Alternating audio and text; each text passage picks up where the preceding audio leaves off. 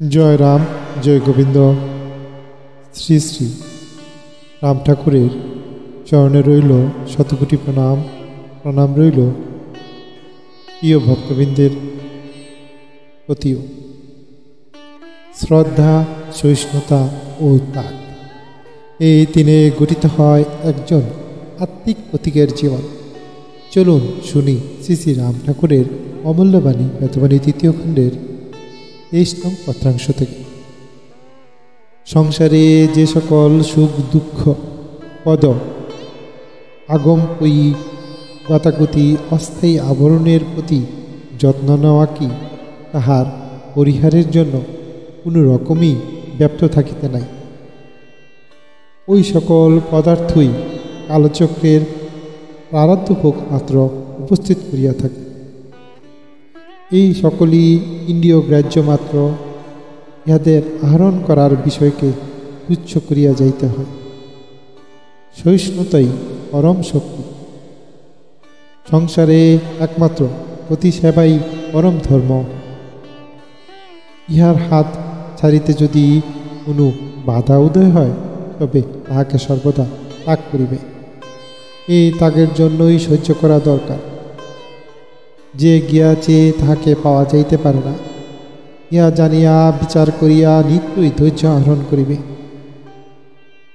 এই সংসারে যা কিছু দেহ নিয়া সম্বন্ধ, তাহা কখনো স্থির হইয়া থাকে না, সকলই চলিয়া যায়। বালক হইতে বৃদ্ধ জরা বেদি দুঃখ আসিয়া আক্রমণ করিয়া থাকে।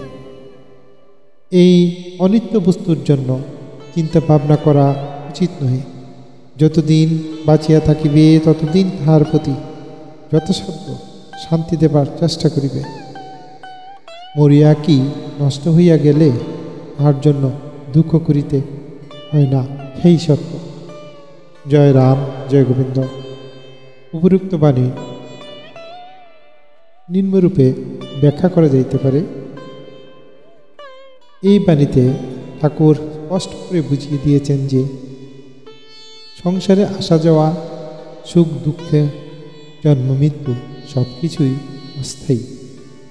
এগুলি আমাদের প্রারব্ধের ফল। তাই এসবের জন্য অধিক চিন্তা না করে সহিষ্ণুতা অর্জন করাই শ্রেয়। বিশেষ করে সম্পর্কের ক্ষেত্রে, যেমন প্রতিসেবা, সেটা নারীর পরম ধর্ম।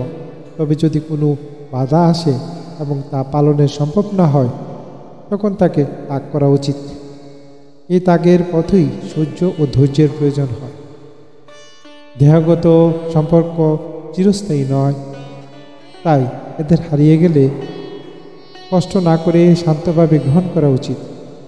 যতদিন কেউ জীবিত আছে তার শান্তির জন্য চেষ্টা করা উচিত, কিন্তু মৃত্যুর পর দুঃখে ভেঙে পড়া একেবারেই অপ্রয়োজনীয়। জয় রাম, জয় গোবিন্দ। উপসংহার: সহিষ্ণুতা, ত্যাগ এবং ধৈর্য, এই তিনটি শক্তির মাধ্যমে আমরা পার হয়ে যেতে পারি সংসারের দুঃখ সাগর।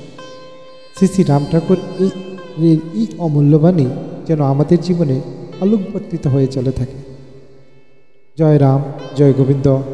এই ভিডিওটি যদি আপনার ভালো লেগে থাকে তাহলে লাইক, কমেন্ট এবং আপনার মতামত জানান, এবং এমনই আরও বাণী পেতে আমাদের চ্যানেলটি সাবস্ক্রাইব করুন। জয় রাম, জয় গুরু। আপনার প্রতি বিশেষ অনুরোধ রইল। জয় রাম, জয় গোবিন্দ। গুরুর কৃপায় জগতের সব মঙ্গলময় হোক। গুরুর আশীর্বাদ আপনার আমার সবার উপর বর্ষিত হোক। পরবর্তী ভিডিও পর্যন্ত আপনারা ভালো থাকবেন, সুস্থ থাকবেন।